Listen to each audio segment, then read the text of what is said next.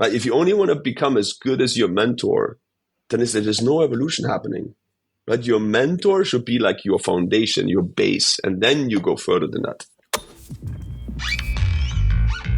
Off Gassing, a scuba podcast with host Nick Hogel.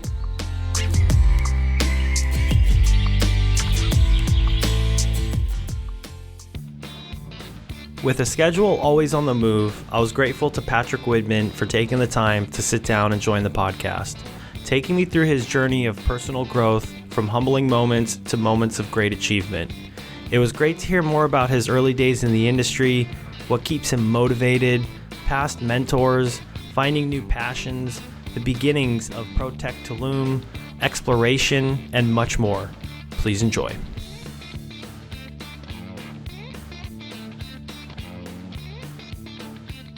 Patrick, I want to welcome you to the podcast. Thank you for making the time. I know just seeing your social media, super busy. Looks like you've been doing a lot of traveling over the last couple months. So thank you very much for making the time, man.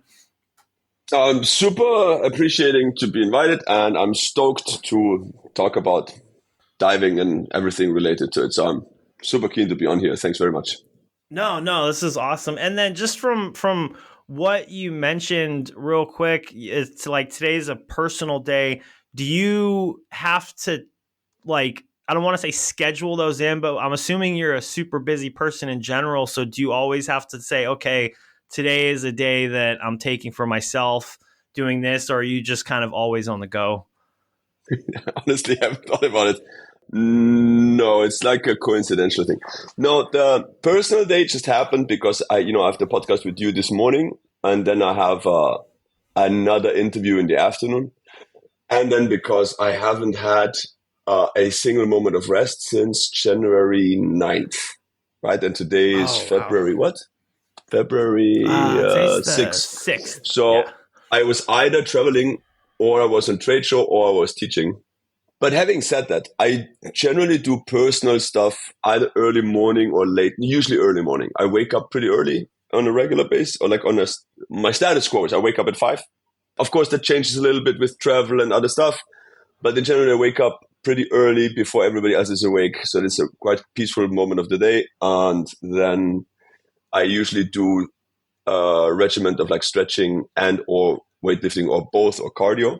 It's for sure somewhat of a health thing, but specifically the weightlifting, not so much the yoga, believe it or not, but specifically the weightlifting I do for my mind, because I do quite a lot of different things in life. So I tend to have quite a lot of like inner monologue and like a lot of things going on, and it's really quite stressful sometimes. But then if I lift really heavy weight, you can't really think about anything else except when to inhale, when to exhale. So I really do this quite regularly, quite frequently, less for the health benefits, but rather for my mind. The yoga is 100% for my body because I broke my back when I was a teenager. So I really have to watch out for like my back. And then, from the diving position in general is really not very good for humans, right? To hyperextend your back and your neck. And so the yoga helps me sort of like, because to keep the doctor away sort of thing. I had really quite huge problems a year ago, 2 years ago, like for quite some time. I had a hard time putting my socks on in the morning. So the yoga keeps that at bay. And then the cardio is a health thing. I mean, I really can't stand running or any cardio workout, but it's just what has to be done. So rather than, I would say, scheduling specific days, I try to do it every day. And it's just part of, I think if you want to do what I do for a long period of time, it's really not optional. Like you have to take care about your mind and your body. For sure. And obviously I'd like to go more into some of the things that you've done and are, in the future that you plan on doing. Just a quick question, just from like a personal question is, so I try, like, I'll get moments, like spurts of time where I'm like, okay, I'll go good for like a couple months. And then sometimes like I'll kind of just fall off. How do you stay motivated to keep doing, to wake up at 5 o'clock in the morning and then just keep doing it? Is there like just something in the back of your mind saying pushing to do it? Or like what is the biggest tool that you have for motivation to kind of keep that up? Because I know it's not easy all the time. Or is it easy for you? I'm not sure. Not easy. And I don't like it. Wow, I wish I would have a good answer for you. The God honest truth is I also fall off every once in a while. In the moment I fall off, however, I also know it's going to be really hard to get back. So when I hit one of those moments when just like all my motivation goes to shit, and it's been a week, I haven't worked out, I haven't stretched, I haven't done nothing, I really, really, really look on how many days it has been, and I understand in my head, the more days I let pass, the worse it will be, specifically with weightlifting. If you do a heavy leg workout after like a long break, it's going to be devastating. Like sitting down and standing up for 2 to 3 days, it's going to be completely agonizing. So I'm trying not to let too many days pass, and I'm trying to say to myself, hey, dude, it's been a couple of days. Let's get back on track. But am I always motivated? Of course not. And to a certain degree, I'm also not trying to make it that much dependent on motivation always. It's more like it's just what has to be done.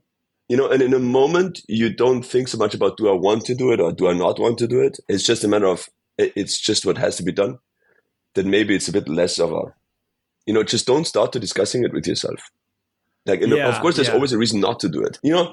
If you really want to know the God honest truth is, I believe that the most sincere, most genuine feeling of happiness, it can only come from within you.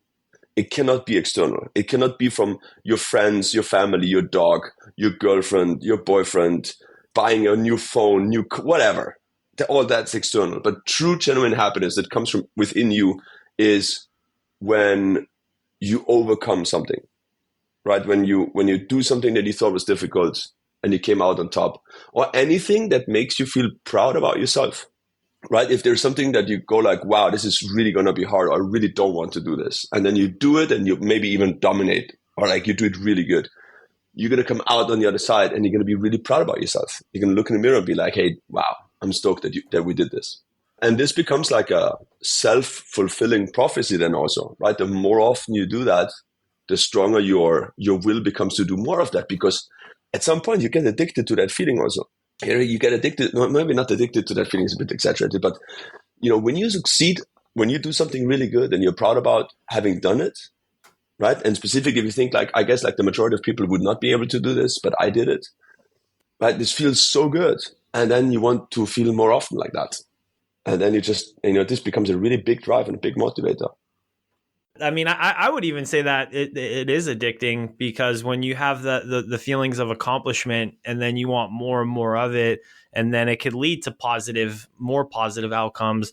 But no, that's great, man. Damn, that's pretty deep to start the podcast. I love it, dude. I love it, man. That's awesome.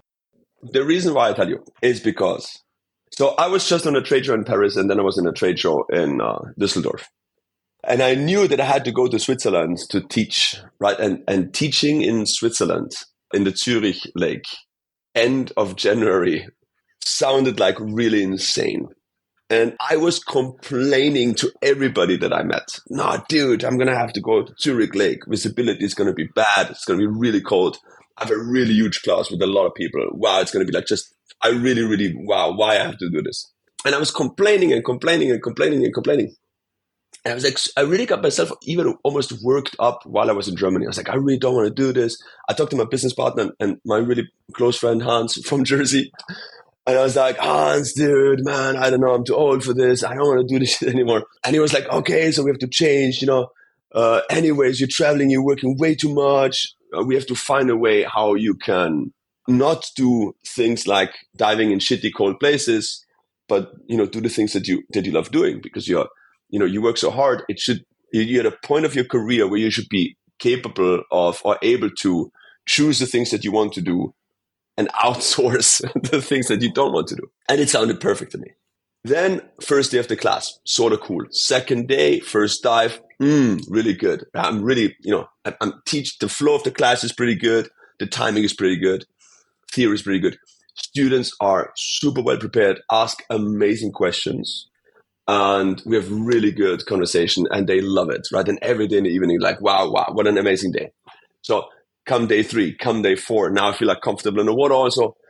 Then I have a short in my heating system. So I spend days of diving in really cold water, 6 degrees centigrade, like 50-ish Fahrenheit, with no heating. And I realize I can do it. I can do 60 minutes. I can do 70 minutes, no heating, right? And now I'm like, wow, this is awesome, because now I'm gaining experience also. So I know if I would be exploring at some point in cold water and my heating would fail, I would actually know 60, 70 minutes in that water temperature, piece of cake, right? Before I'm even considering to feel uncomfortable and before the suffering starts.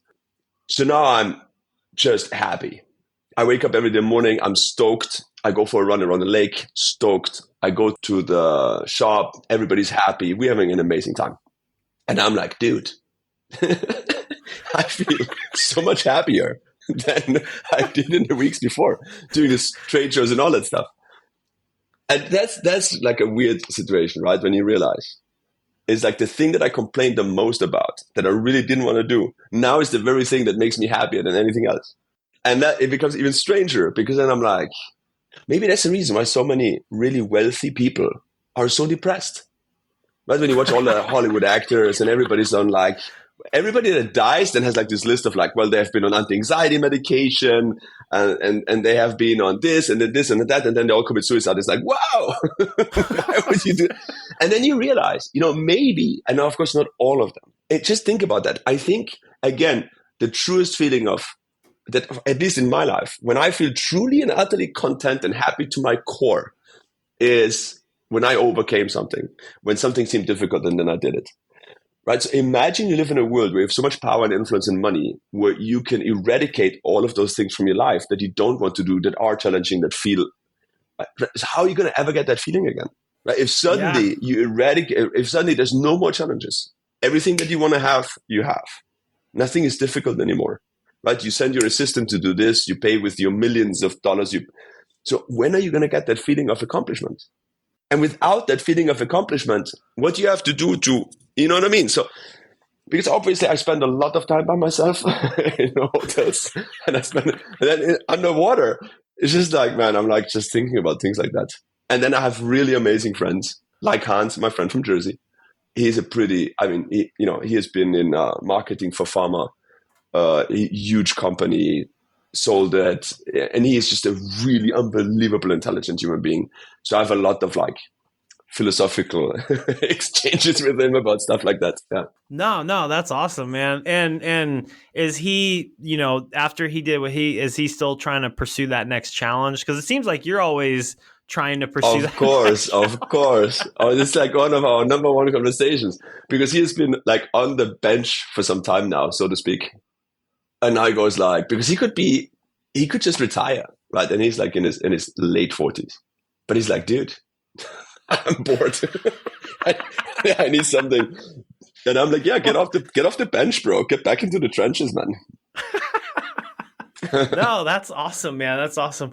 I believe when you are a creator, when you enjoy creating, you can't. And trust me, man, specifically because of social media, I nonstop receive messages, sometimes from complete strangers. And to all of the complete strangers that have sent me messages, I appreciate you.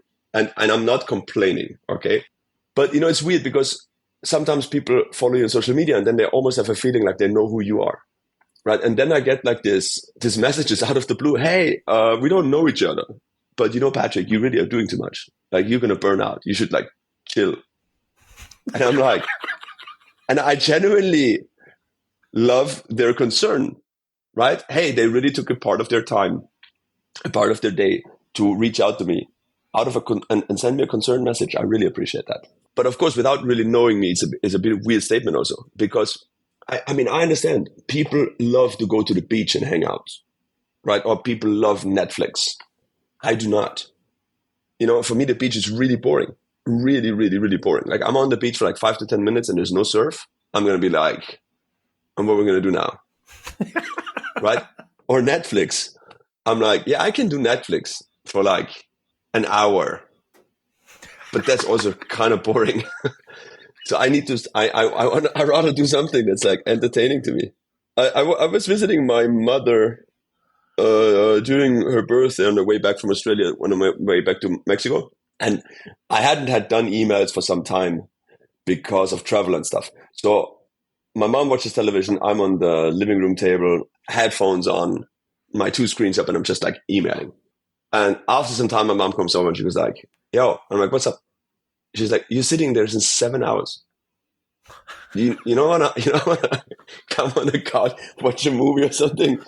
And I'm like, truth be told, I really rather answer emails than watching German television. Because it's not just answering emails, man. That's what people don't understand. I'm moving chess pieces. You know what I mean? Yeah. I'm like, planning trips.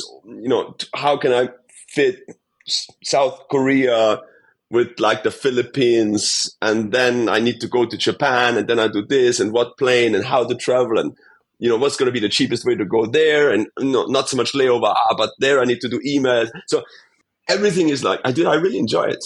So most of the time, not always, of course, but people will say, Patrick, your life is easy because you enjoy what you're doing. Not always. Like I told you, I complained about going to Zurich for at least 2 weeks.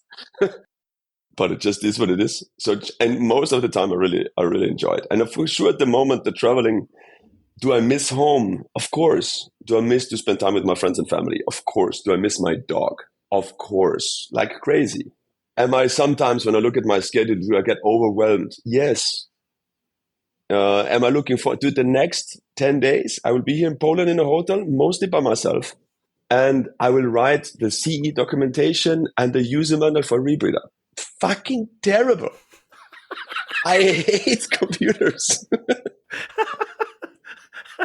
Answering emails is easy to me, right? It's a dialogue. You ask me a question and I answer. But like scientific work, like writing a user manual, wow, sounds like the Chinese water torture, bro. So what I'm gonna do, is I have to balance it out, right? So I signed up for I'm getting trained in interval running by a marathon runner here, and it's cold outside, and I hate the cold. So I know there's going to be a really good challenge. And I just got like this heart monitor belt thingy and like a watch to measure my stuff. And now I'm kind of looking forward to that. And I'm going to be like, that's going to be really miserable and I'm going to really hate it. But once I'm back from the run, I'm going to feel really good about myself and about having done it. Yeah. So is that why you're in Poland right now?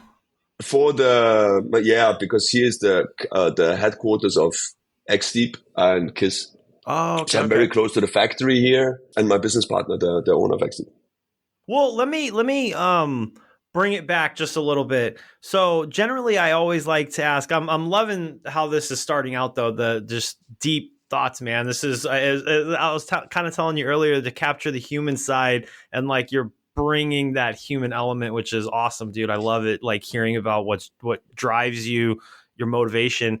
But the question I wanted to ask is, tell me about how and why you got into scuba diving. Like, tell me about that first breath underwater. What led to that moment? Like, was it a trip, or was it something that you've always wanted to do? Because it's obviously the path that the path that you're on is scuba diving is a big part of your life. Like, did you know when you were taking those first breaths that you would be sitting where you are today, or have an idea, I should say? I was 12 years old. So, okay. No. So, yeah. Hey, some people know they want to be president when they're like 5. So, Interesting question. So, first of all, I have to semi-correct you. Diving is not a big portion of my life. Diving is my life, period. Okay. Diving is not something I do. It's something I am. And this has been like this for at least 20 years now.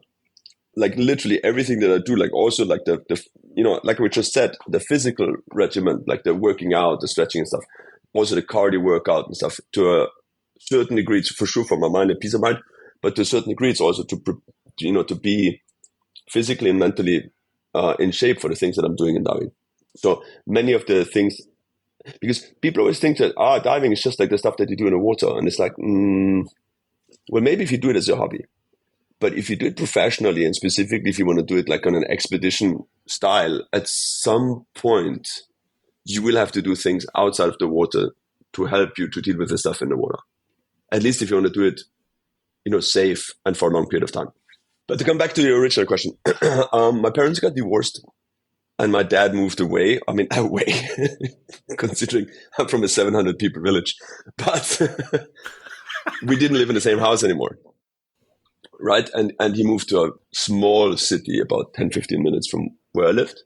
And my dad was a elementary school principal, but had this unexplainable drive to help people. So he was, and I get the years wrong here, but like, let's just round it. He was about 30 years in the voluntary Red Cross on weekends. And he was also in a voluntary mountain rescue team for 10 years and the voluntary water rescue team, maybe the same amount of time. So the water rescue team met every Tuesday in the evening and then dove on the weekend. And they also had rental equipment and stuff like that. So I thought it was a great move to join the water rescue team, which I could at a young age, in order to see my dad on Tuesdays and go dive. And then I did my first dive and I remember absolutely everything about it. I remember the smell of the wetsuit. I remember the color of the wetsuit. It was red on the inside, black on the outside with yellow stripes. Remember the Bruce Lee movie when he has like the yellow jumpsuit with the black stripes? It's exactly in reverse. He was a black suit with yellow stripes. I remember the movement of the seagrass. I remember almost everything about it. It was maybe the most amazing experience I had in my life until that moment. Did I believe afterwards that I'm going to be sitting here one day? Still not. And did I believe I'm going to be a professional diver? Also not. I'm from a I don't know how you want to call this, but like both of my parents were elementary school principals. My mom in one town and my dad in another. And everybody in my family was, like university and like choosing a career with something like that. And so my brother studied medicine first, then was a teacher. So, I mean, I knew that I'm going to have to go to university and study something. The problem was I was terrible in school, dude. Like absolutely horrendous. Quite funny. My teachers in the parent-teacher conference said to my parents, well, we have to just accept one thing. Patrick is just not a language talent. Which, of course, now I'm fluent in 4 languages, which is a bit weird, but I was terrible in school, dude. Like terrible. And I remember in the last year, because I went to what is called in Austria, it's called a gymnasium, right? It's a school that teaches you like broad stuff, like broad spectrum. I had philosophy and psychology. I had 4 languages, like Spanish, French, English, German. I had, history, music, the history of music, the history of art.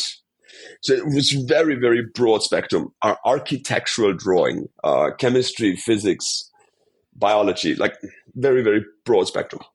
And the idea is you get to experience everything a little bit, and then you choose something that you want to specialize in to university.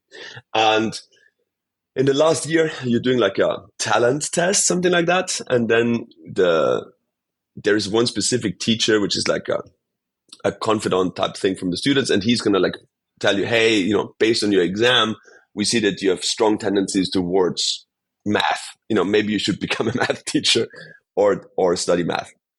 So anyways, I really, really, really gave this my all, right? Because I was so lost. I had like no idea what I'm going to do with my life.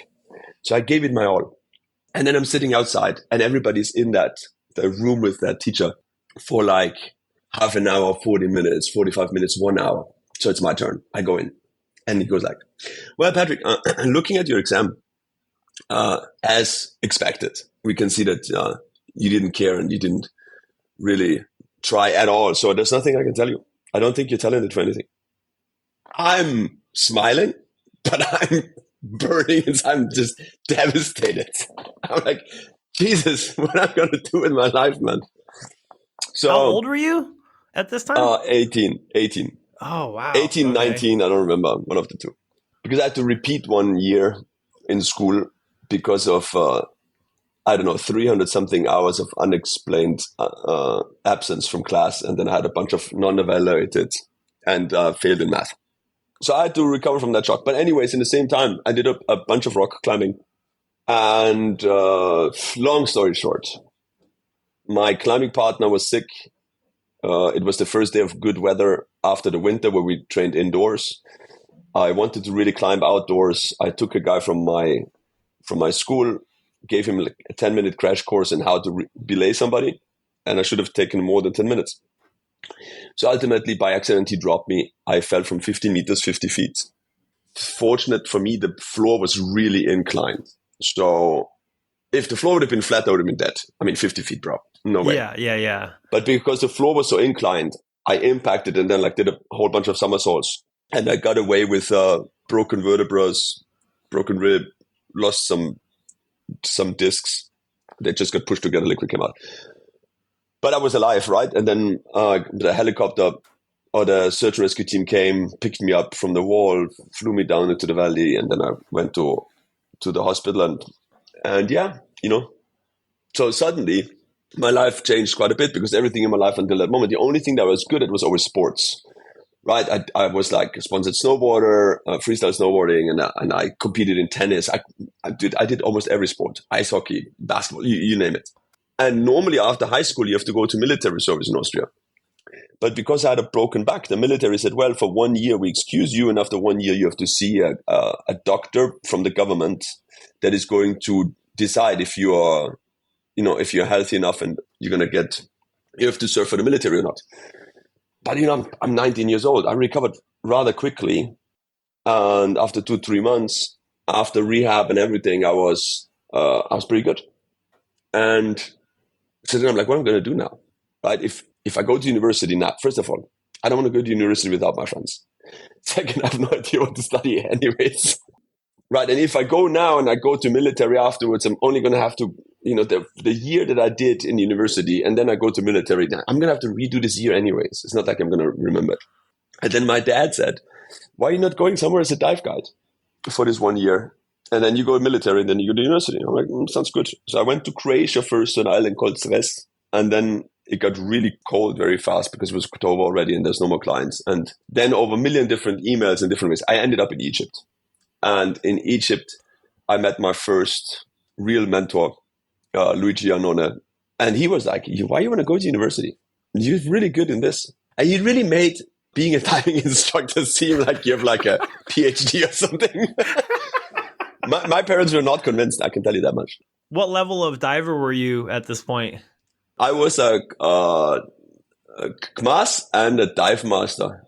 And okay. like dive master and KMAS levels, yeah.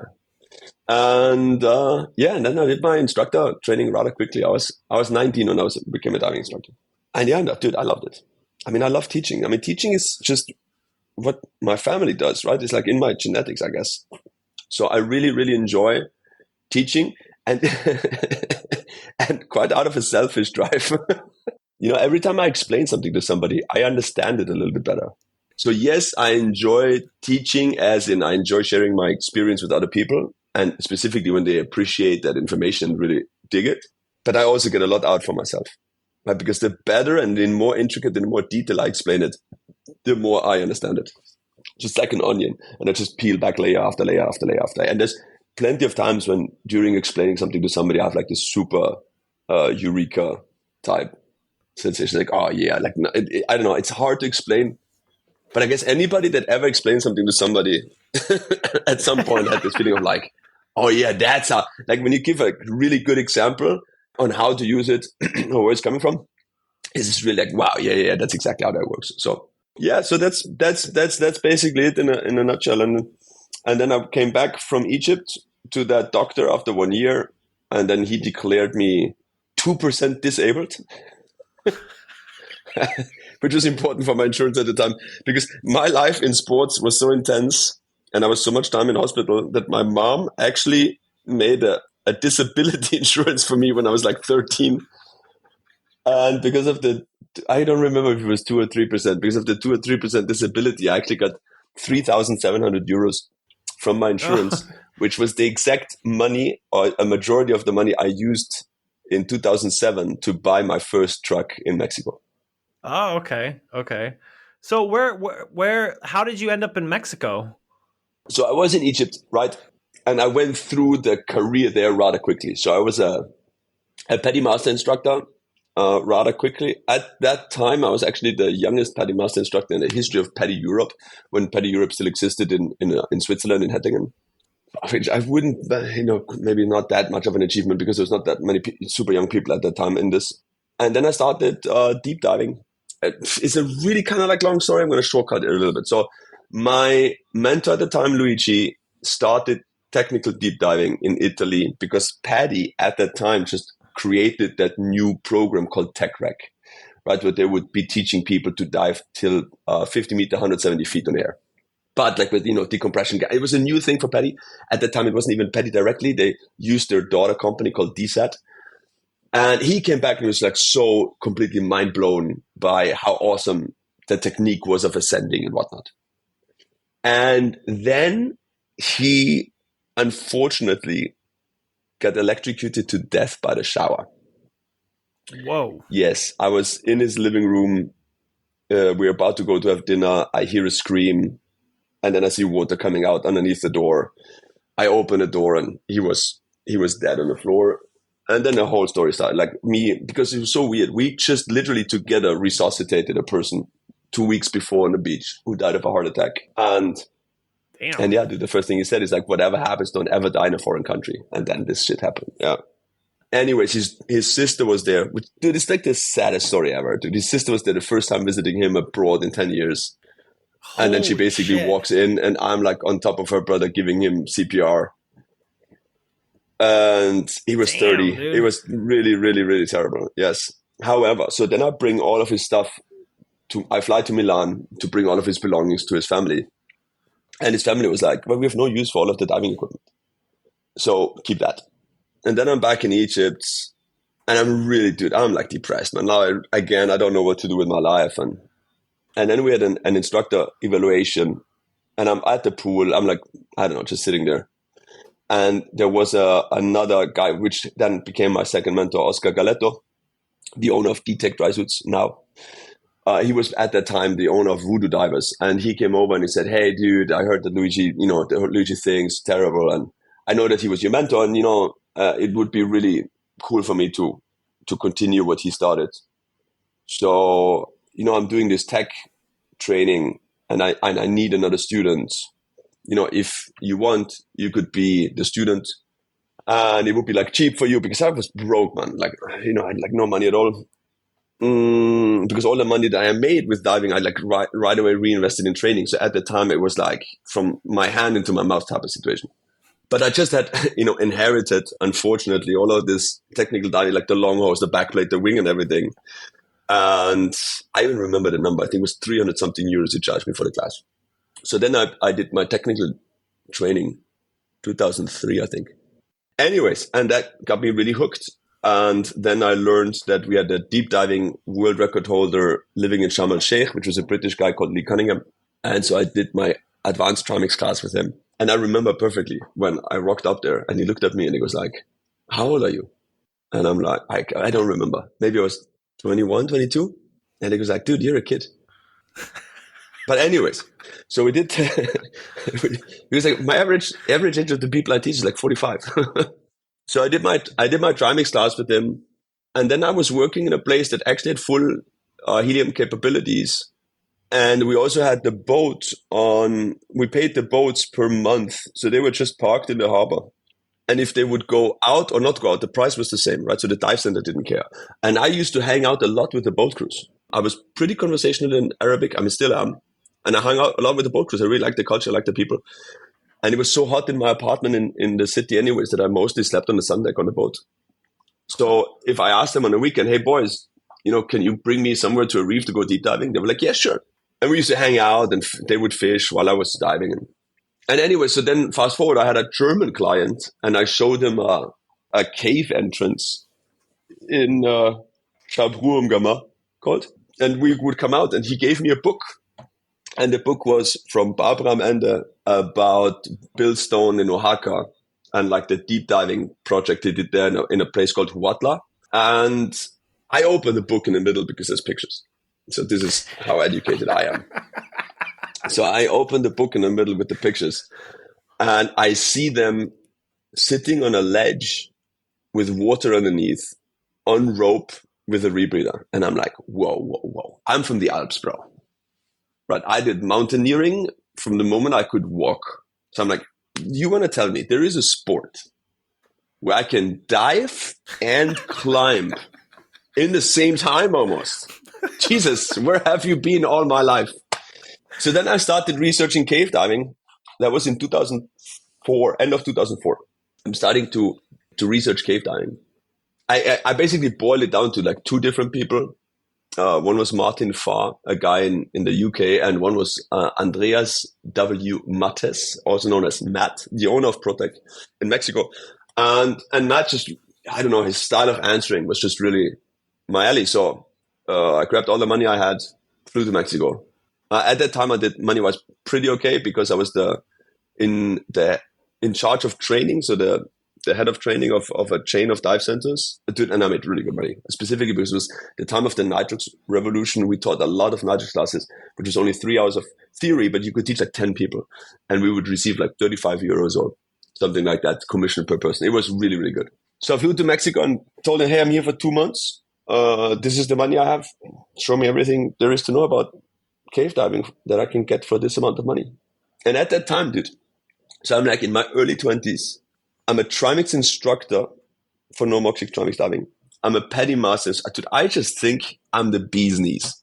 I think I'm like, I got this. Like diving, this is the summit. I'm like right on top of that guy. And the first day theory was like so still. I'm like still pretty much, very confident. And then we jumped the first time in the water. And I looked at everybody else and I realized I know nothing about diving. Nothing. Those guys go backwards. They stop. They don't move. They are flat. What the heck?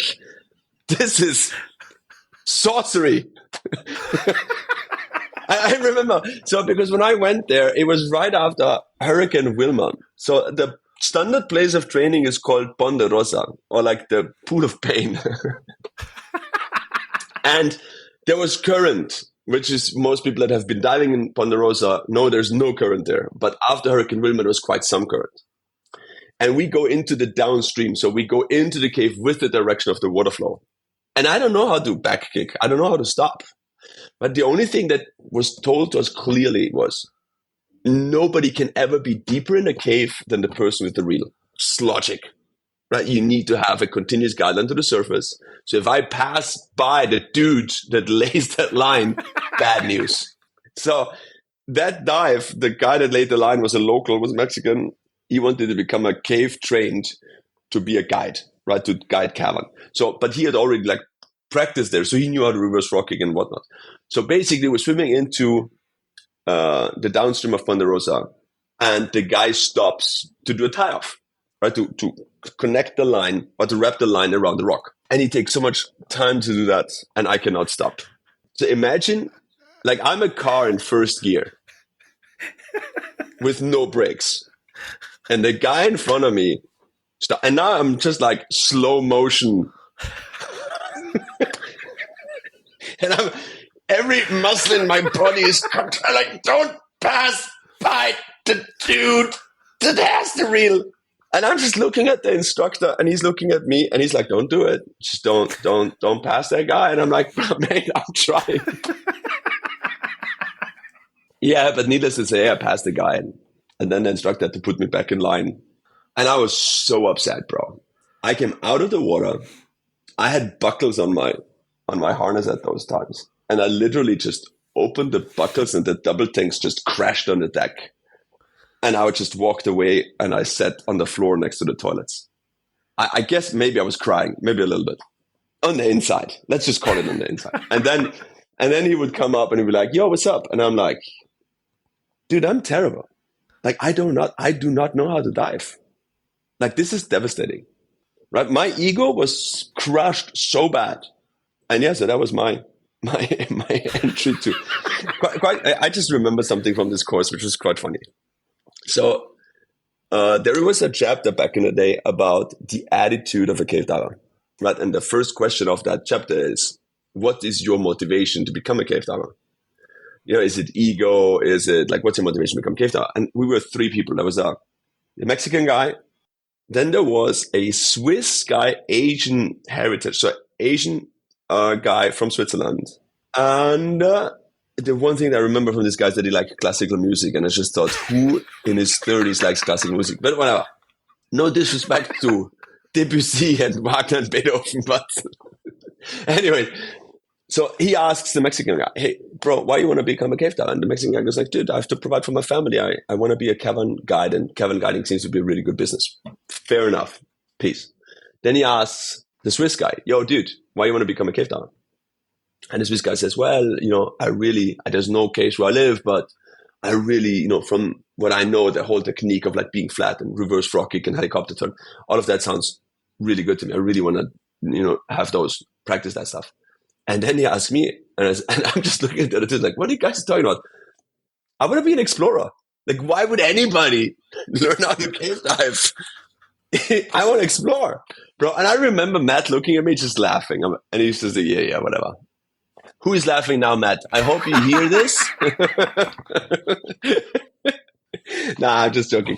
Me and Matt, we're still in a lot of contact. And he's super stoked about everything that I do. But yeah, this was my thought. I mean, to tell you the God honest truth, when we were in Ponderosa and we were about to do our first cave dive, and they go like, well, we're going to do the S drill, and then we're going to do a valve drill, and then we're going to do primary and secondary tie off, and then we're going to connect to the line that's already installed in the cave. I was like, hang on a second. What do you mean there's already a line in the cave? Dude, I'm telling you, I did not know. And he was like, well, there's permanent guidelines inside the cave. I'm like, what? What are we bringing all this fucking reason for? And he goes like, well, because we have to connect the open water to the main line. And then if we want to divert from the main line to offshoot passages, we have to connect those two. That's what the schools are for. I was devastated. I was like, that's so boring. I want to explore. I want to lay in line all the time, dude. So yeah, that's funny, that's the truth. That is the truth, man. That was my first experience in cave diving. So then I was there for 2 months, and then I went back to Egypt. I had started rebreather diving on a buddy inspiration at that time. And then Matt obviously was a really huge guy on rebreathers. He had a certificate from INTD that said INTD CCR Cave God Andreas Wilmattes, because at the time he had certified more rebreather cave divers than anybody else put together.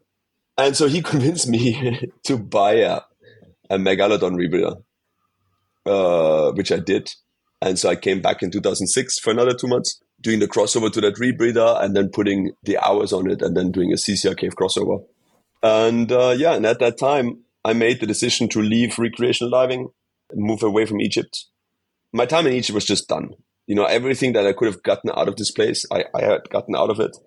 And for me, it was really starting to be really quite intense to, do 120, 400 foot dives and do like helping local researchers with like black coral research. And then suddenly on a Monday, standing in a pool, watching a new instructor performing DSDs. I was just like, this is not fulfilling for me anymore. So I had to move. Also, my parents' patience were running quite thin because now we're like a couple of years in and they're like, hey, at some point you have to go to university, huh, Patrick? So I'm like, yeah, let me just do one more thing. I want to become a cave instructor.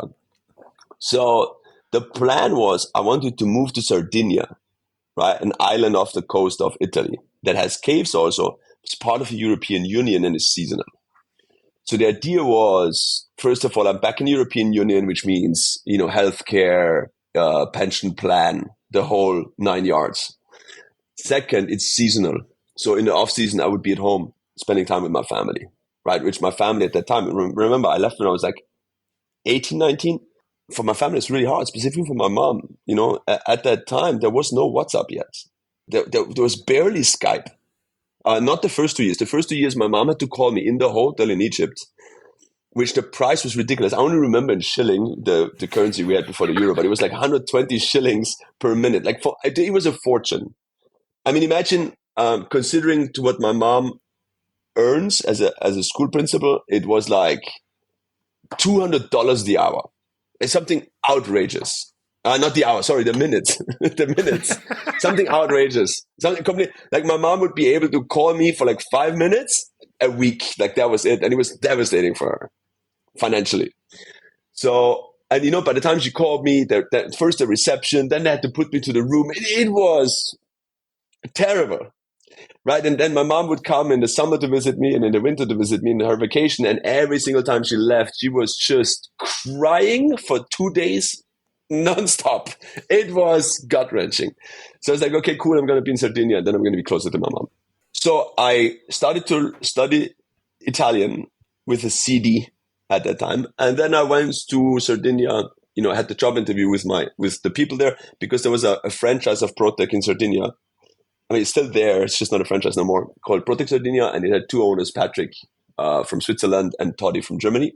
So I got to meet them, looked for an apartment, blah, blah, blah, blah, everything good. And the idea was that Matt from ProTec Mexico would come once a year to Sardinia, you know, train Patrick and Toddy in deep diving and rebreather diving, instructor levels and so forth, and would each year do one of the levels of cave diving with me. Kevin the first year, into the second, full cave the third. And I was a bit skeptical because, again, they kind of like hired me to be a dive master, right? But I was like a drumming instructor and a petty master instructor, and I was not really into guiding people in the Mediterranean. But I also thought, well, that's what I have to do to become a cave instructor. That's what I have to do, right? So, plus the dive shop had like scooters. So like, cool, on my time off, I can like take scooters and go cave diving. So yeah, that was all sorted. Then I went to Mexico for my Megalodon training. And at some point, Matt invites me to the office and he goes like, so how do you feel about moving to Sardinia and everything? And I'm like, that's super, super awesome, dude. I'm looking forward to it. Cave diving, like more technical diving. And, you know, they have scooters. But, you know, to another point, it's a bit strange, you know, that my bosses in rebreather diving and in technical diving have less experience than me, are lower certified than I am. So that's going to be a bit weird, you know, but I'm not there for mostly focused on rebreather diving and technical diving. I'm focused on cave diving, and both of them in cave diving are very, very experienced, specifically Toddy. So I'm looking forward to that. Good. A week later, I receive an email from Patrick at that time, not Swiss Patrick, the owner of one of the owners of ProTec Sardinia. And he goes, we discussed the whole situation again, and we realized you're overqualified for the position that we have to offer, and we have to, unfortunately, you know, retract the job offer we had for you. Oh. So I'm sitting in the reception of Mom's hotel in Mexico. And I'm just like, I can't even describe the emotion I had. I was like, wow, bro, I have suddenly no more future because I moved all my shit out of Egypt already. I didn't burn the bridges, but I definitely didn't want to go back there. And now I have nothing, right? And I'm not in my early 20s no more, right? I'm in my mid 20s. So it's not like, I don't know. I mean, looking back now, I'm still crazy young, but at that moment, I didn't feel that young anymore. I'm like, holy shit, like, you want me to go to university now? So I'm going to be like 26 and I'm going to hang out with guys that are 18. Like after all the life experiences that I made, like, wow, man, that's going to be hard. So I'm just like, I'm in shock. And Matt comes in and he looks at me and goes like, wow, what happened to you? Because I must have been rather pale. And I'm like, I just got fired. I haven't even started yet. And I just got fired. And he was like, awesome. You're going to come and work for me then? Which was the opposite of what I wanted to do. I wanted to move closer home, not across the Atlantic. 7-hour time difference, 10,000 kilometers in that direction. But, you know, dude, it was like not really optional at that moment. Like, what else am I going to do? Like, go to university? You know, depend on my parents' money? You crazy. So, yeah, then in March 2007, I moved to Mexico. And, you know, if you want to know it, I flew with an airline at the time called Martin Air. It doesn't exist anymore. It was Dutch. So I flew through Amsterdam. And I'm standing on Amsterdam airport. And I cried. Full on. I'm at the gate. And I'm crying. I'm with a really, really close friend of mine on the phone, a girl from France, from Aix-en-Provence. who I used to work together with in Egypt. And I'm crying. I'm uncontrollably crying because I'm so terrified of moving to Mexico. Terrified, dude. I'm going to be 10,000 kilometers. I can't speak the language. I'm by myself. I don't have friends there. I don't have family. I know nobody there. I have to buy a car. I have no money. I just took the 3,700 euros from my disability insurance. I'm terrified. When I said goodbye to my mom, I tried that she doesn't realize, but I'm on the airport. I'm with my friend on the phone and I let it rip, dude. People around the gate look at me. At some point, one of them, it's like, "Are you okay?" She will fly. I'm like, I'm really, really terrified.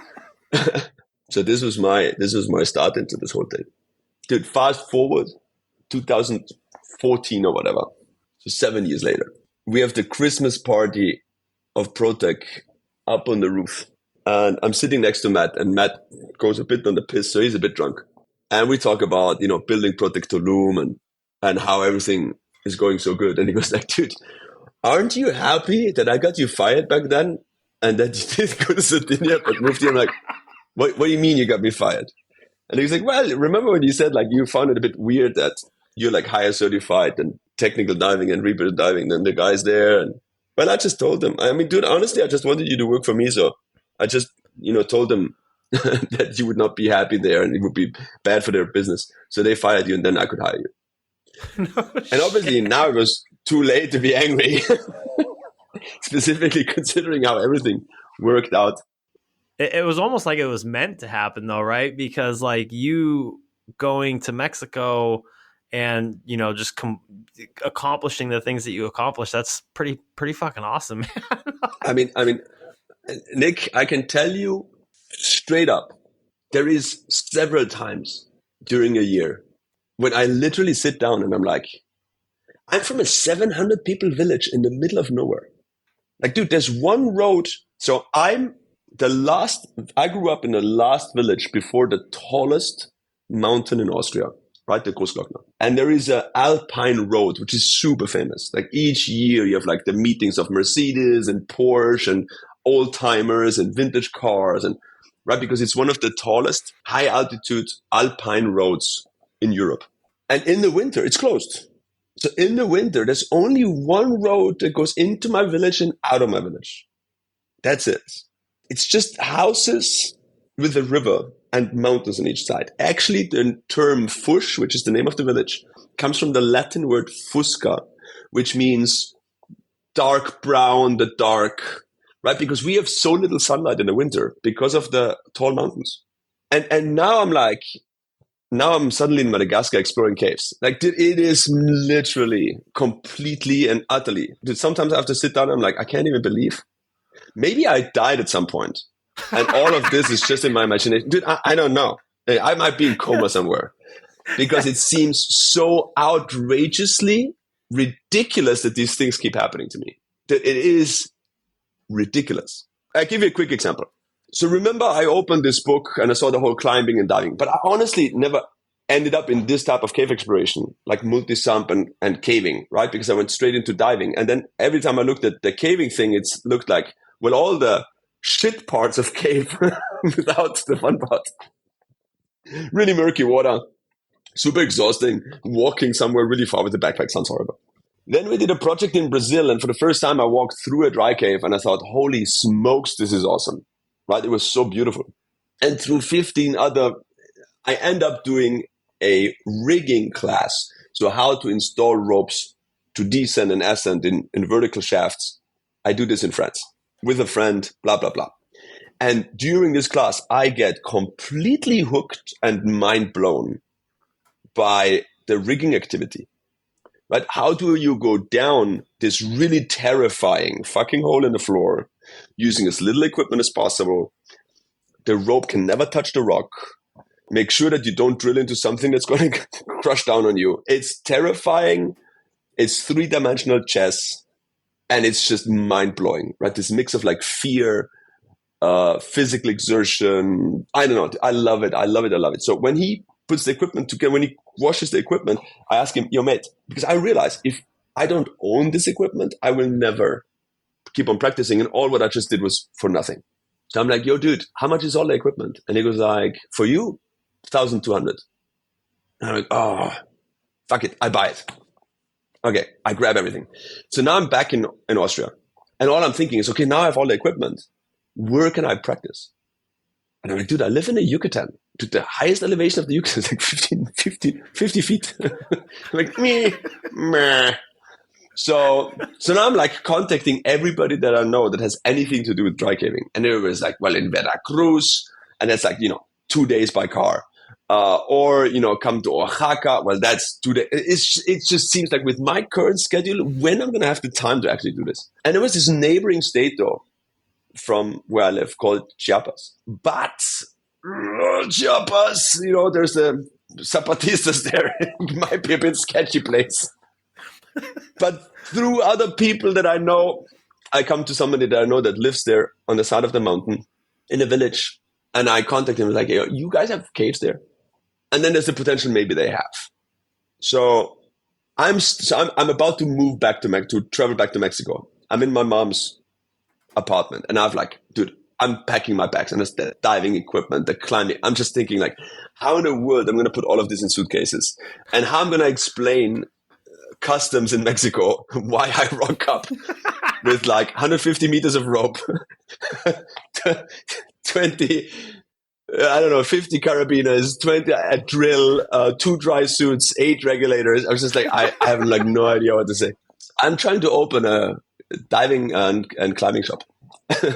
So I'm standing there, and in the same time, in my diving, my work team ProTec, we have a WhatsApp group, right? And I'm going on the WhatsApp group, and I'm like, hey guys, I know that all of you are quite upset with me because I'm never home, right? Because I'm the training director, and they can just advance their career if I'm there. At least at this point now with another instructor trainer. But I'm like, I know you're really upset at me, but I still have to share something with you. I'm mind blown by vertical caving. It might be maybe the third thing in my life besides cave diving and surfing that really captured my soul. And I honestly, right now, I have like this really bizarre fantasy of me driving up a mountain in a 4x4 truck with my dog. And I'm going to camp on the mountain, and I'm going to explore as a first human in this area vertical caves. In the same time, I understand how ridiculous that sounds, living in Playa del Carmen. 11 months later, 11 months, I'm driving up the mountain in Chiapas with my brand new 4x4 truck, my dog, and my tent that I just bought online, which I have no idea about camping whatsoever. But I just talk to people and I have like this shout. I just bought shit on Amazon, bro. And here we are. And I find like several caves, 2 of them which are currently deeper than 300 meters, 1,000 feet. And oh, shit. Bro, that's what I'm telling you. Sometimes I'm like, I think I'm dead or I'm in a coma. Because there's no way that all this shit just keeps happening to me. Dude. Oh, man, that's fucking awesome, dude. Having said that, because, all of this sounds like, wow, I'm like living the dream, right? And everything. So I really, really have to say something really, really clearly here. There was insane amounts of difficult parts of my life and insane amounts of suffering. When I started with ProTec, obviously I had no money. I had to take a bank credit, which I couldn't, right? Because I never worked in Austria. I had 0 work history. So in order to take the credit from the bank, my mom, crazy as she is, had to put her house as a collateral for the credits. So I could take the credit to become...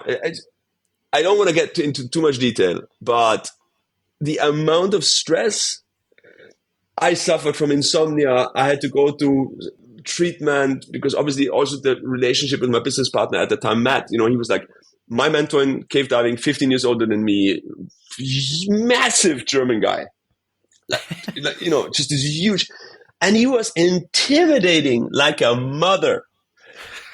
And I'm like this non-confrontational, don't want to argue, tiny. Hans, my friend from Jersey, calls me a girl-sized man friend. Right? I'm like this. I can just tell you, there was a lot of really, really intense times in my life where, man, like, people complain about grinding their teeth at night, dude. If I would have had metal in between, I would have grinded. So, nothing in life, what I'm trying to say is nothing in life is easy. And doing all the things that I do, there's a lot of suffering involved, or like a lot of like really intense, difficult decisions, really long days, exertion. That is why for me, like the whole caving and exploration part is almost like relaxing. You're waking up super early and just carrying your equipment and going diving and doing a couple of hours. That's like relaxing to me compared to my day by day. So it's really important.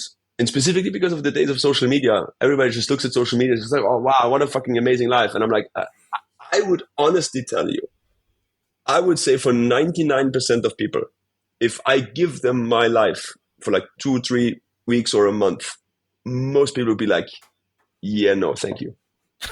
Like, and I just want to make this clear. It looks really amazing from the outside. I know that because people keep on telling me that, but I really don't think it's for everybody.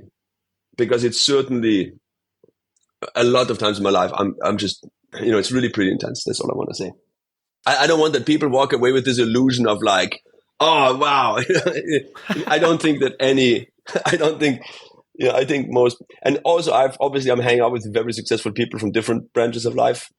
And like my friend Hans, like Piotr, the owner of XDeep, and I think very few people understand how really, really unbelievable, difficult and intense lives like these are sometimes.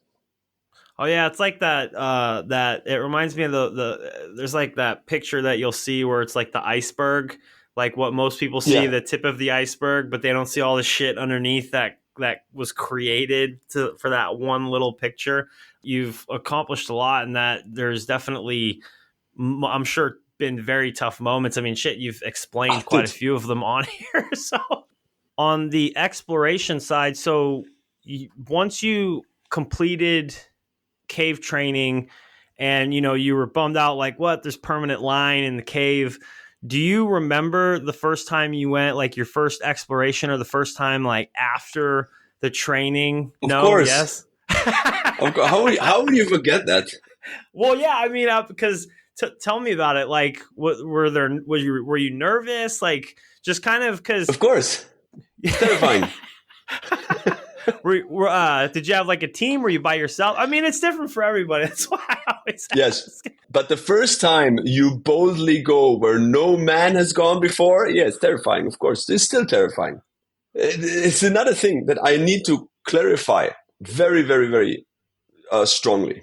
I'm not brave, not at all. I'm terrified. Vast amounts of time during exploration, both in dry caving maybe all the time. Dude, I already fell and broke my back.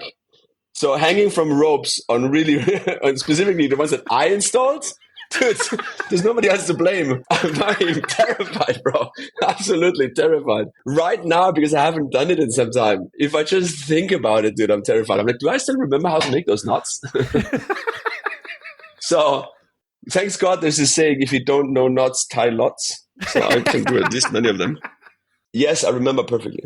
It was a cave behind a strip club in Mexico called Chili Willy's. And I was exploring there with a guy named Nando, which was a co-worker of mine in ProTec. So no, I remember this perfectly. And an interesting one I want to point out is, at some point I'm sitting in ProTec Playa, and there's this new guy coming in from Tulum that lives in Tulum since some time, and he wants to become a cave instructor. So he wanted to start his training with my former business partner, Matt, right, which was an instructor trainer from INTD and the license holder of INTD Mexico. And he just walks in and is this tall, blue-eyed Viking from Sweden. And his name is Kim. And he looks at me. I don't know. There's certain people you meet in life where if I would believe in it, which I don't, you'd be like, we met in a previous life. Somehow he's the dude. I don't know, dude. I'm like, you're my type of dude. I want to hang out with you.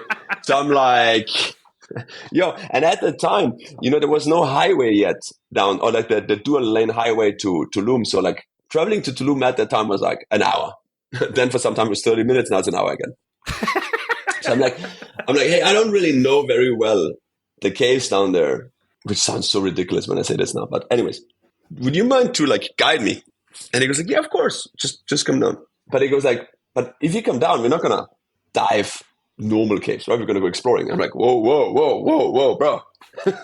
So anyways, I came the first time to Tulum and we dove in a place called Babzots, which is like the swimming. It's in Mayan and it means like the swimming bat, if I remember correctly.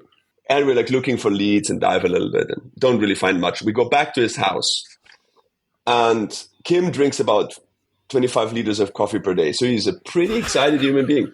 He's like, so bro, okay, this is totally secret. You cannot tell anybody. I tried to connect Sakakhtun with Oshbelha, right? The two longest caves in the world. And this is my plan. Okay, so listen. And he sat me down. He's like this fucking excited person who moves his hands a lot. And he had an excellent plan, right? And it involved a cave system in between the two called Lycka, which is Swedish for luck. If I fuck this up, sorry, Swedish people, but this is how I remember it at least. And we started exploring, and we become really good friends. And we explore caves together, and we found another wall called Sand Crack. Well, actually, truth be told, how did they find Sand Crack? Which then turned out to be one of the biggest projects we did as a team. Was Matt at that time, and huge kudos to him. At way back then, he understood, I think Tulum is going to be the future.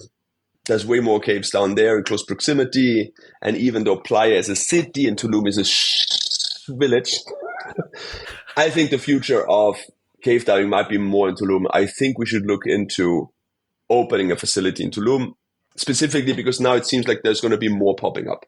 And I told him, okay, do you want to move to Tulum? No. Patrick, I want to move to Tulum for sure not. In the same time, I'm from a small fucking village. I don't need to move back to a small village. I'm okay with the town. But in the same time, we also knew that Tulum was very cliquey. You know what I mean? Yeah. So, man, it would be nice to have a dude from there. First of all, a guy that lives there. Second, that knows the clicks. And third, ideally somebody that is really liked by the community there. And I'm like, I have the perfect person. However, during his instructor training with Matt, Kim and Matt, so Matt, really huge, intense German guy. Kim, intense Swedish guy. So intense and intense usually don't work very good together. So in the first level, which was the advanced nitrox, they did a dive in Angelita, and then Matt failed him because Kim didn't check his pressure gauge for like half an hour or something like that. And Kim just basically told him to get lost in not so nice English. So now I'm like, okay, so I have this really perfect guy, but the two of you are not like on the best possible terms at this point in time. So anyways, and Matt was like, I don't care. I can make peace, really what you tell me about him. Because Kim has crazy OCD also. So he's ex-Swedish military. But the best thing that I can explain to you about Kim is like he used to have a shed for diving equipment attached to his house. And the first time I walked into the shed, every tool, every regulator, every piece of equipment had its own designated specific place. And I walked in and I'm like, holy smokes. You need therapy, but it seems like you're the type of guy I want to go in business with. But anyways, I didn't tell him that. So anyway, so fast forward again. So we are hiking through the jungle on the way to Lycka.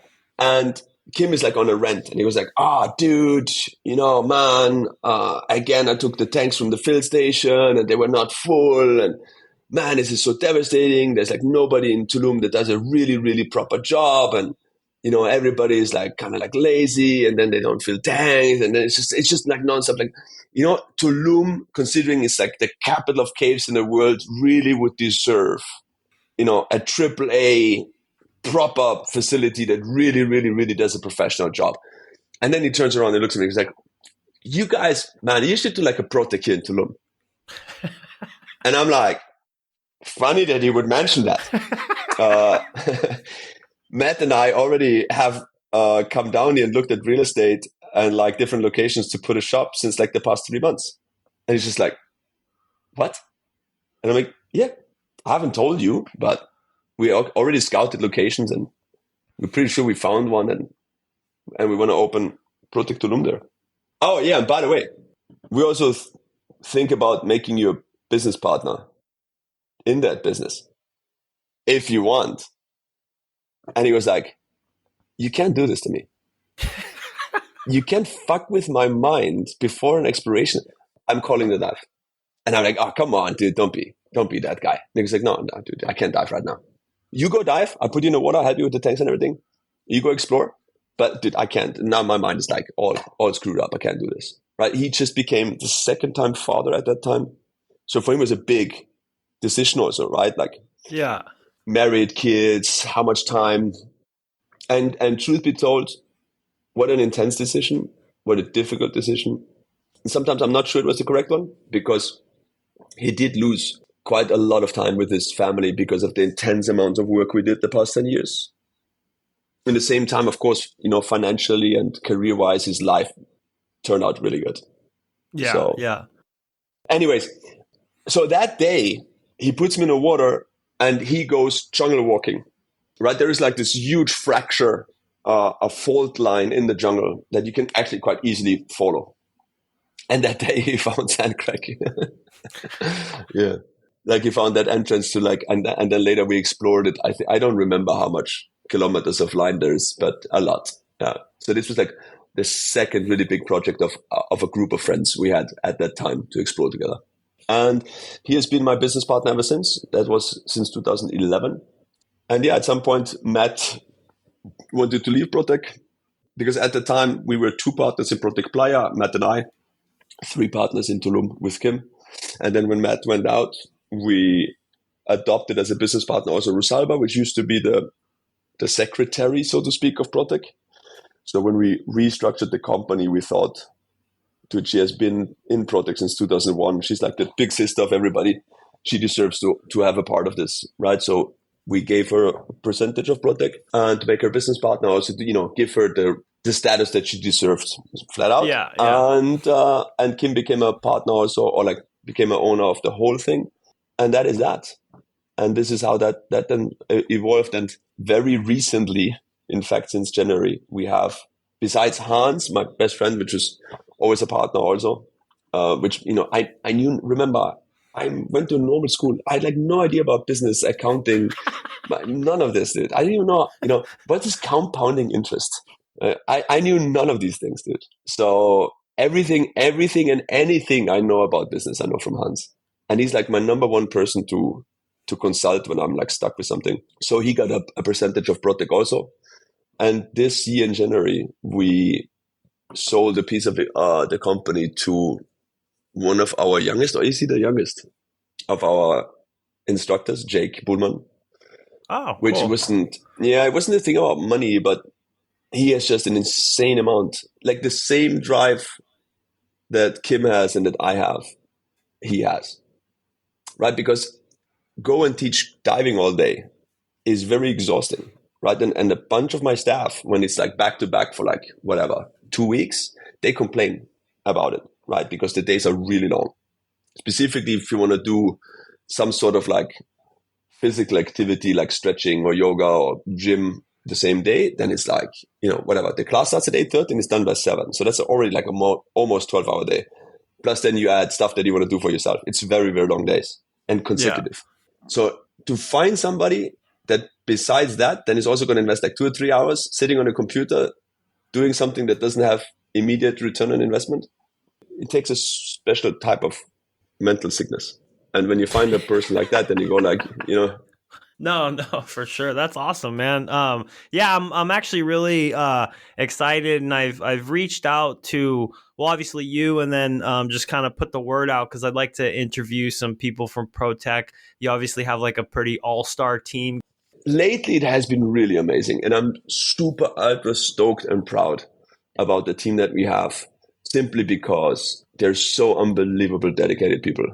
And not only dedicated, it's easy to be dedicated just to diving, right? But to be really dedicated to become a really good educator, right? To learn how to teach, right? To learn how to do a good theory presentation, to stay within the time, which I'm terrible in, by the way, but to stay within the time constraints. I'm terrible in the time constraints, as you can already tell. To really, really practice their skill as an educator, as a teacher, and then to become a really good diver also, right? To become motionless, to become very aware about everything that happens around you, to be able to do a really good debriefing. Like all of these are very, very difficult skills to master, and they spend a lot of time practicing that. And then in their spare time, they still go diving. And the money that they make, they invest in travel to go to other places to dive there to gain more experience. So to find, and now our team is quite huge, to be honest, quite big, to find so many people that are so dedicated to their craft and to build this team is maybe amongst the biggest challenges, yet the most rewarding ones in my life. Oh, that's awesome, man. To train people like the guys that work for us, and then to see them become really good instructors and really good, having their own careers and becoming, known for their teaching and diving capabilities and abilities makes me really proud. Right? And also to believe that I help to create a new generation of instructors and divers that are gonna become better than I am. No more, whatever. All the mistakes that I do, I can show them, don't do that. Right? This is what limits me. Use what I know as a foundation. I always tell them at the very beginning of the training, don't try to become a second Patrick. Patrick should be like your foundation, and then you go above and beyond. Right? If you only want to become as good as your mentor, then there's no evolution happening. Right? Your mentor should be like your foundation, your base, and then you go further than that. No, that's awesome, man. And to see them, achieve those things and helping them to achieve those things is really cool. Cool. Well, my last question for you before I let you go is, and this is, I guess, kind of a personal for me, because I'm about to venture more into the overhead. Out of the track record that you have, what advice could you give to somebody that is about to start their overhead journey? What is the best piece of advice that you could give to that person? No shortcuts. And I know and I'm sure nobody, but if part of my team would listen to this, they would all laugh, because I tell them like 50,000 times per week. No shortcuts. Handpick your instructor, meaning research what they do. Don't look for somebody that has a fancy webpage, a fancy Instagram account, or is cheap. Look for a person that does the type of diving that you want to do, right? And that does it a lot and intensively. If your cave diving will maybe have you travel, then make sure that, this cave instructor not only knows about cave diving in Mexico or in Florida or in France, but they have already traveled. So they can tell you, well, in France is like this, in Sardinia is like this, in Bahamas is like this, and whatever, right? So get somebody that does a lot of diving outside. You will not, so listen, this is really, really an important piece. To become really good in this, you need to have both. You need to teach a lot, right? Because teaching is a skill. So if you don't teach a lot, you're not going to be a good teacher. End of story. If you just teach, what real life experience you have to share? Right? Sometimes when I'm in the parking lot and I listen to people talking about serious ability, I'm like, everything that you say is because you don't really know. But all of this is like stuff that you read in books. But honestly, there's also like some people invent like contraptions about how to cut line, which is like an arrow and another arrow and a bungee. And it's like, yeah. You guys have no real experience. Because in real life, it's not like that at all. Right? So line doesn't wrap itself around you and there's tension on it. So, you know what I mean? So you can see that many people spend a lot of time to think about different scenarios, but they're just not plausible. And the reason why they don't know that they're not plausible is because they haven't experienced it. Right? And teaching is sharing experience. Just imagine, before there was teachers and instructors, how was information relayed from one generation to the next? The old dude explained it to the young dude. right? The old woman explained it to the young woman. That's how it went, right? It's sharing experience, right? In Austria, we have what is called farmer's wisdom. And it's usually in a rhyme scheme even, where like the farmer told you if the moon is high, then the rain is whatever, So it's sharing experience. So if you don't have experience, what are you sharing? Right. And I realize this quite often also when I look like through standards or I read books or we have like these meetings of like the board of directors of training agencies, and you talk to some of the older guys, they're also about like, what should we do standard wise? And many times when I listen to them, it's like, man, you don't have real life experience in this because it's just not like that at all. Right. So there's a lot of like, when people just do normal diving, and I'm not disrespecting this, but when, they go cave diving just to follow a line and come back out, but they haven't laid the line, right? They haven't experienced serious ability for prolonged periods of time. They haven't been in a place where you had to dive with equipment that wasn't 100% because you're at the end of the world. And it's like, you either dive with not perfect equipment or you're not diving. There's certain experiences that you can only make in this type of environment. And then the teaching, of course, right? Because now there's also this other misconception. Are you going to go to one of these really big explorers or world record holders in deep diving and he's going to teach you how to deep dive? No, you don't know how to teach. And second, you shouldn't dive like him because he's the world record holder, right? His lessons are not your lessons. His way of doing it is not your way of doing it. Take tennis, for example. First thing you learn in tennis is you always have your leading foot in the direction the ball is supposed to go. Right? And then you watch, maybe people don't watch Sampras anymore, Roger Federer, Rafael Nadal. Right? And you see their legs are parallel to each other because they're professional. Don't play like a professional. Play like the level that you're in. Right? And this is another thing that people just completely get mixed up.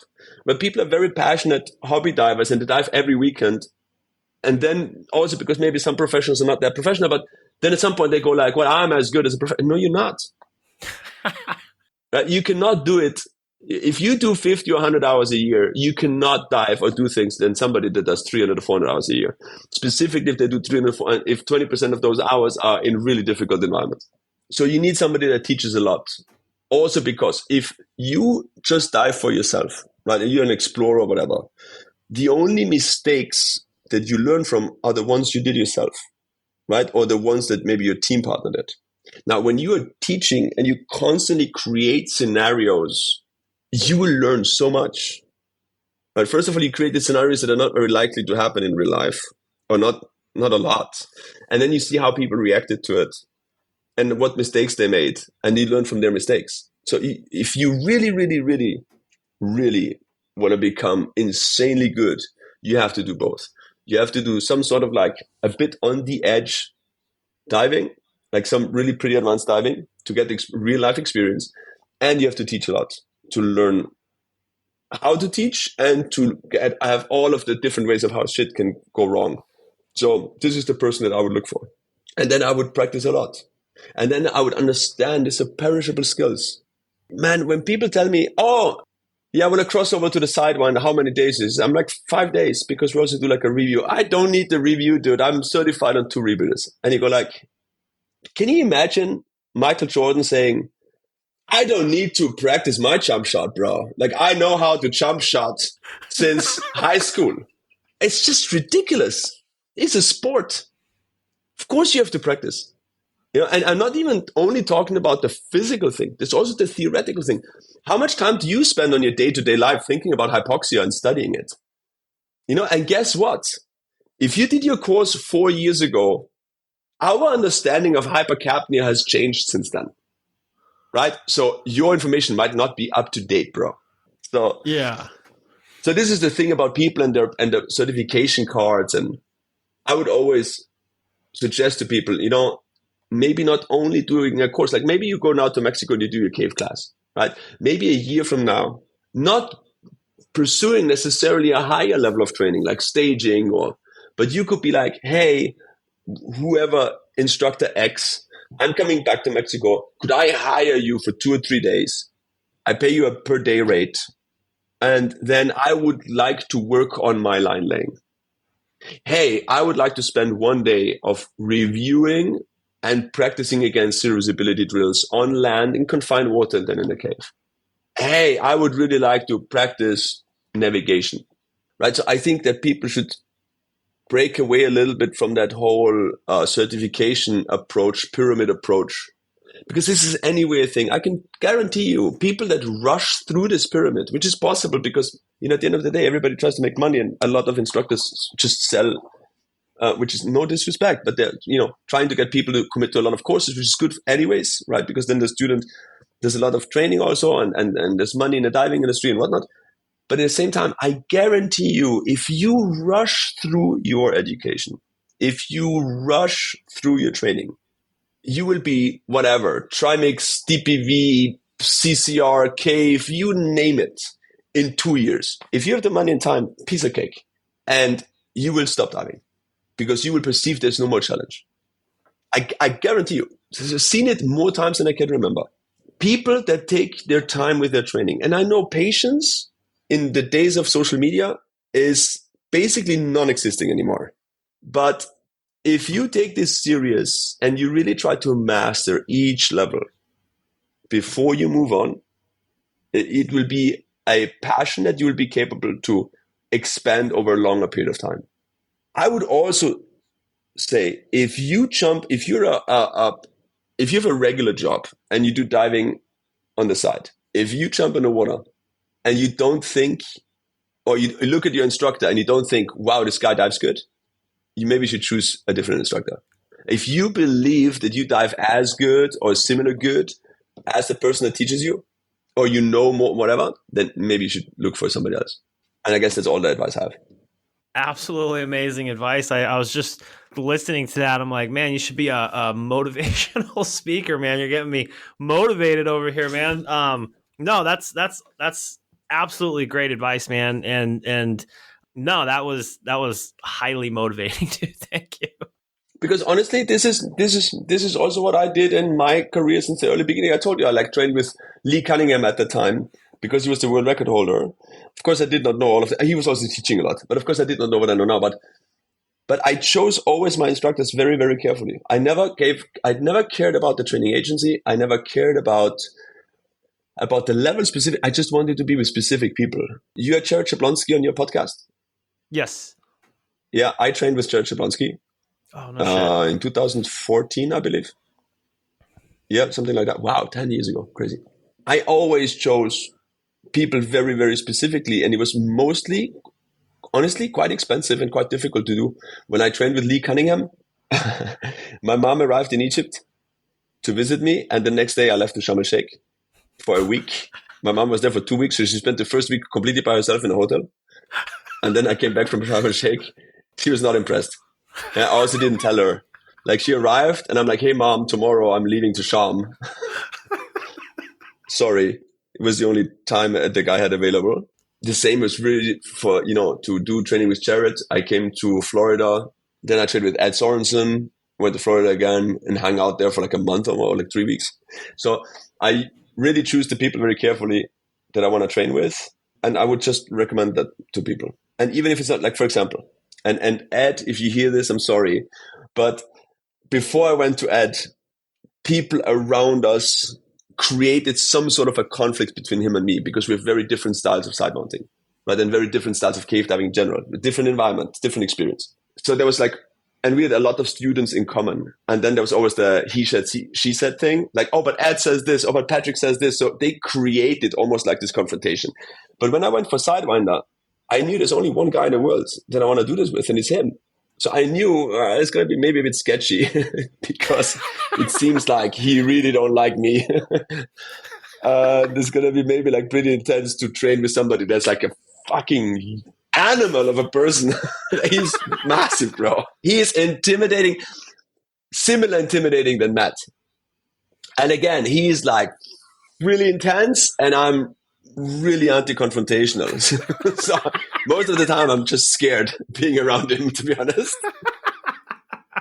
But in the same time, dude, I just knew there's nobody in the world that will be able to teach me more and better on this thing in this moment than he is. And that's what has to be done. It has to be done. And then, like I said, no shortcuts. Like, could I have taken a shortcut? Man, plenty. It would have cost me less time, less money. And money and time is not even the big thing. Overcoming my fear of having to deal with a person like him, like knowing that it might be like this, right? But just take no shortcuts. Because at the end of the day, and this is something so weird, if you take the easy way, which your brain will try to convince you to take the easy way, and there's going to be plenty of argumentation. Less money, less time, easy to do, less headache. It might be the better, because at the end of the day, we have to understand one thing. Our brain always tries to conserve energy, because energy means we have to look for food to create. Now I'm getting like maybe two. But you have to understand, the voice in your head that tells you to take a shortcut is not your friend. We have to understand the voice in our head that tells us it's from evolution. It just tries to conserve energy because it still thinks that food is scarce. Okay, just bear with me here.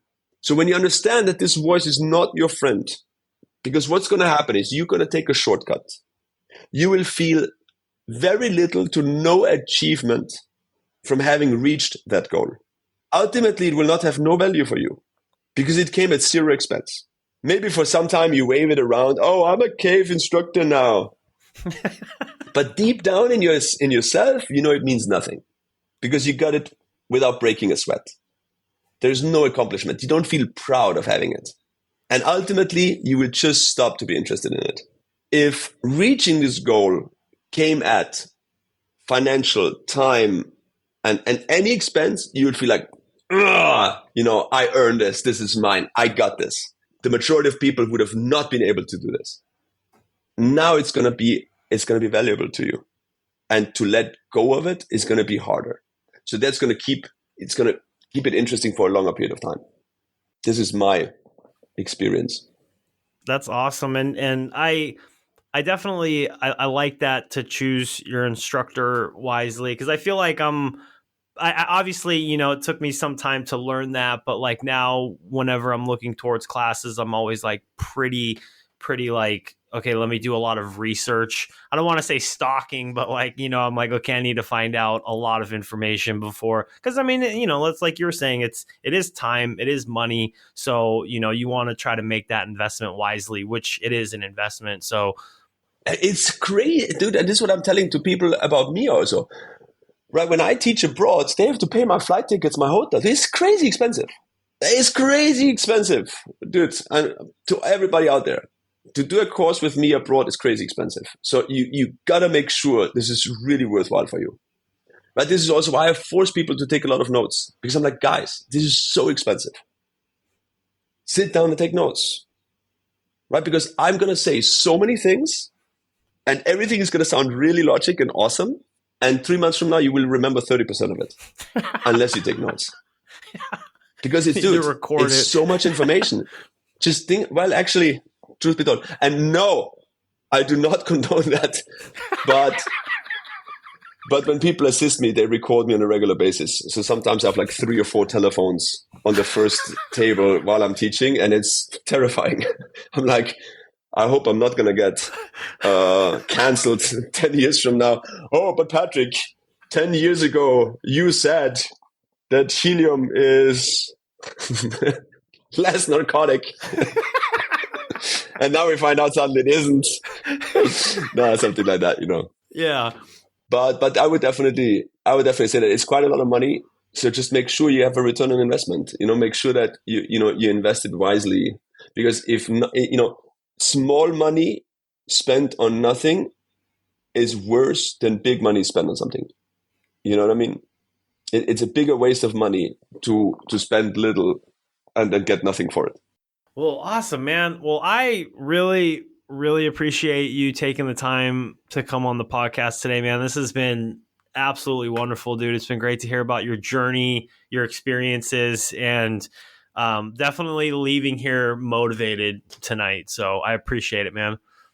And this is what I do, and I really enjoy it. I just told you about training my team, or like the guys that work in ProTec. A big part of that is the motivating part, and sharing stuff. Because at the beginning, right at the very beginning of this interview, you asked me, what do you do to keep motivated? And in part, doing podcasts like this one, reminding myself of all of those things. But every time I'm motivating somebody else, I motivate myself with it too. And this is also why I find things like this really interesting. And just generally reflecting about life, where I'm coming from, where I'm going, what I'm doing is, that I think from anybody, the most value out of this 2-hour podcast, I get myself. So it's actually quite selfish. So now I'm totally stoked. Also, I'm gonna go and work out.